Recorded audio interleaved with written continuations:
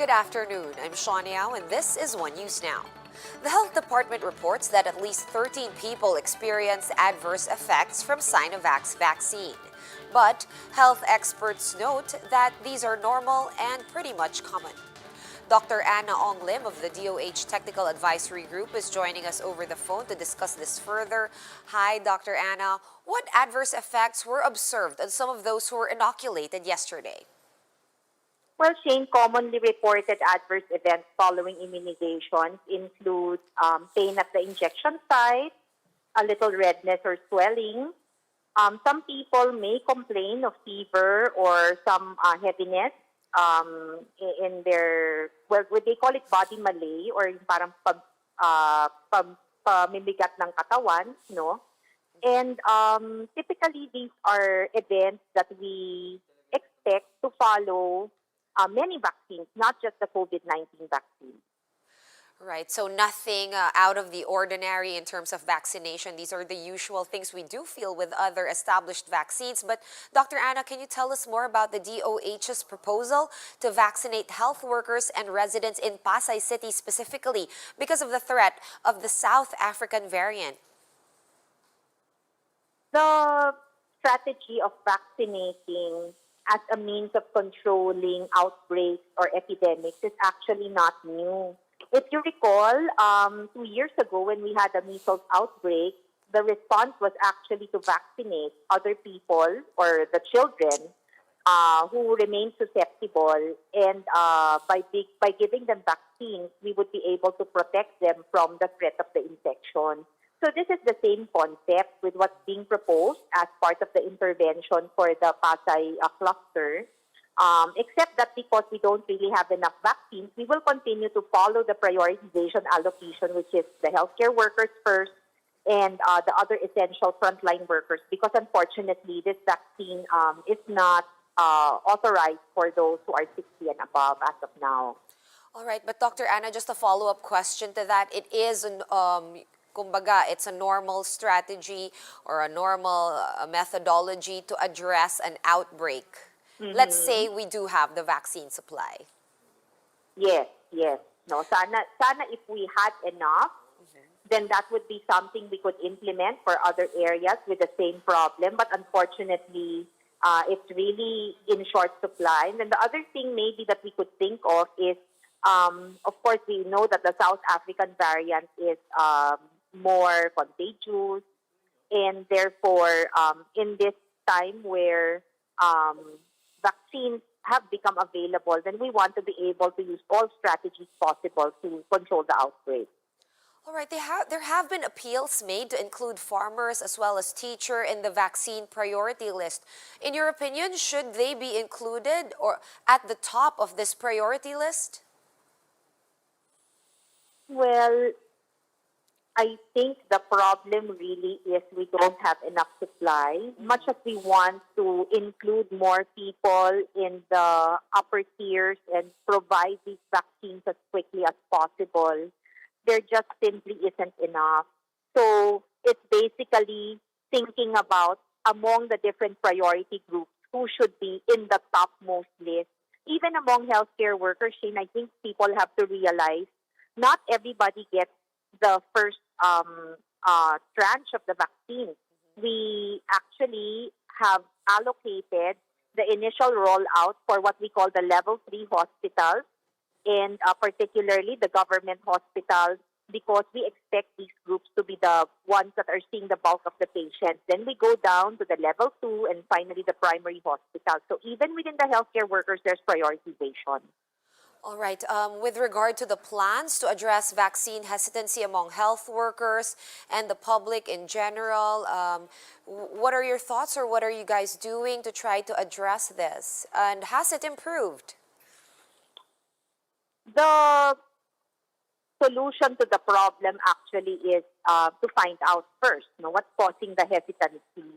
There are people who are hesitant because they need more information, and I think that's probably the easiest thing to address, because with just providing them the science and the knowledge behind the vaccines, then we can address their concerns.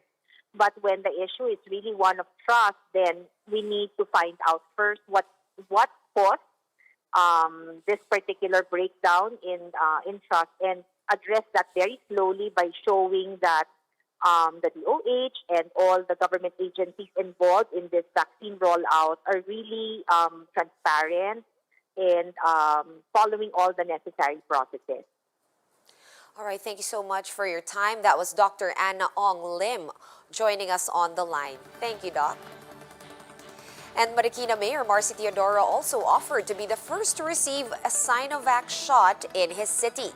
But just minutes before his scheduled inoculation, Mayor Marcy was told that mayors are discouraged from getting vaccinated for now to give way to health workers. To tell us more about this, we have Mayor Teodoro himself joining us over the phone. Good afternoon, Mayor Marcy. What was your initial reaction, upon hearing that you're not supposed or you are being discouraged from getting inoculated? I'm saddened by the fact that mayors were not allowed at this point in time to be inoculated. My primary objective and motivation really is that mayors could show example and in order to build confidence in the process of the vaccination. However, we were informed by the NITAG through Secretary Vince Dizon that we're advised not to proceed with the vaccination this morning. All right, are Mariqueños really hesitant compared to other constituents from other cities across the nation, you think? What prompted me really, Sean, is that before this day, when we pre-qualified healthcare workers in our medical center here in Amang Rodriguez, there were 1,500 medical and non-medical workers in the said hospital who registered and provided their consent. Of course, they prefer a particular brand. They were told that Pfizer will be used for the vaccination today. However, when they learned that Sinovac will be used, or CoronaVac, that number dwindled to 130 medical and non-medical workers only. And that number and that fact really prompted me to offer myself to be vaccinated in order to show an example to everybody that we should be confident in the process and as well as with the brand of the vaccine to be used. Unfortunately, I was informed earlier that we are not included in the priority list, and we're dissuaded to proceed with the vaccination. Right, thank you for sharing your data with us, Mayor. Now, we all know that mayors are definitely on the front lines in this pandemic. Will you be appealing to the national government to maybe include local officials such as yourself in the vaccine priority list?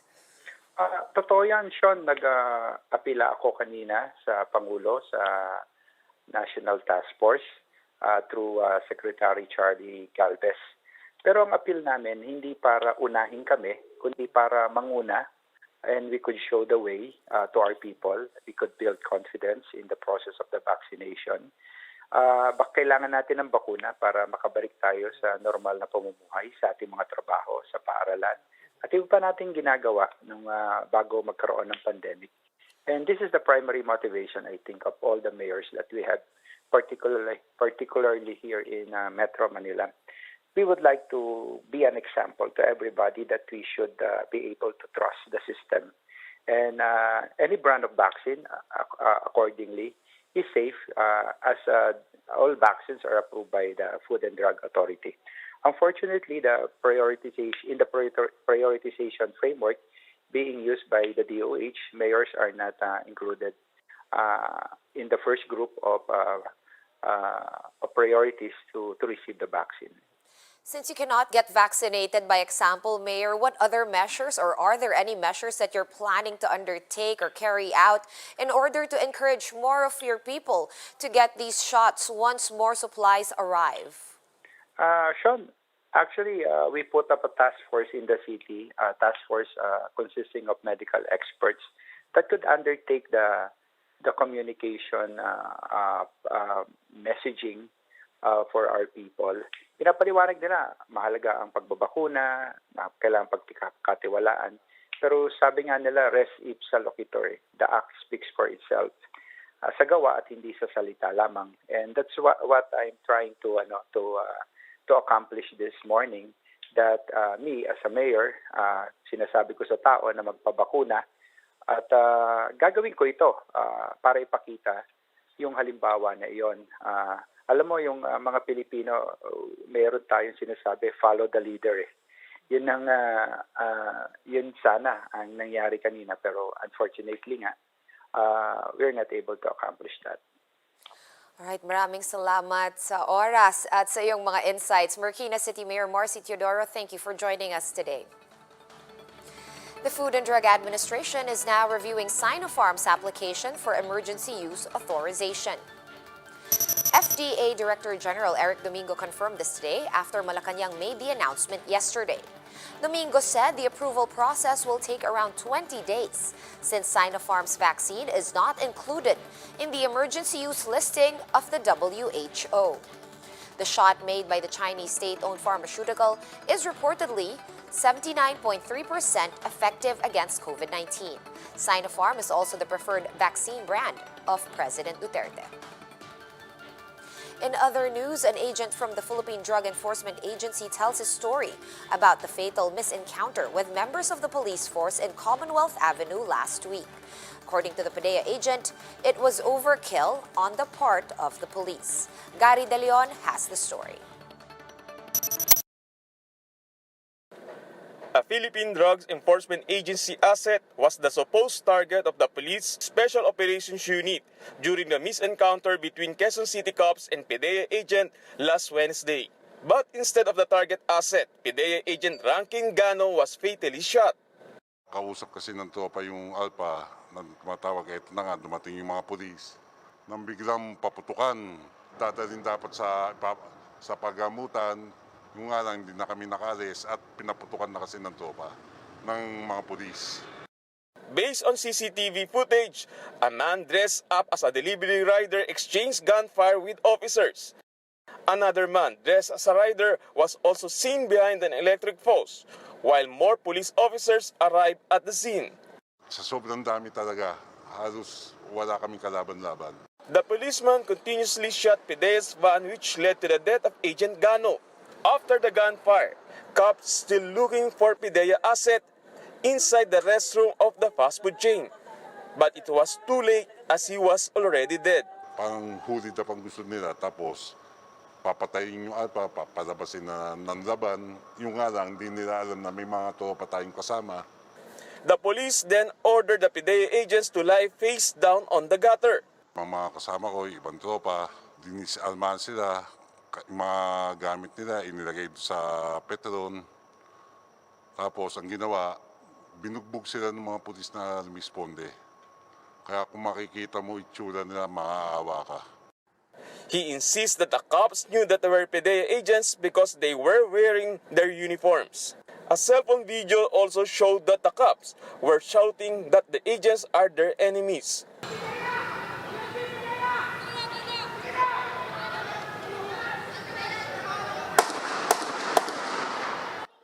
For PDEA, this was an overkill on the part of the QCPD. Walang pinagbabangga ng sindikato. Ang nataon lang na, syempre may mga kasama tayong nasa ibang law enforcement na ibang sa droge, pera kasi yan napakalaking pera.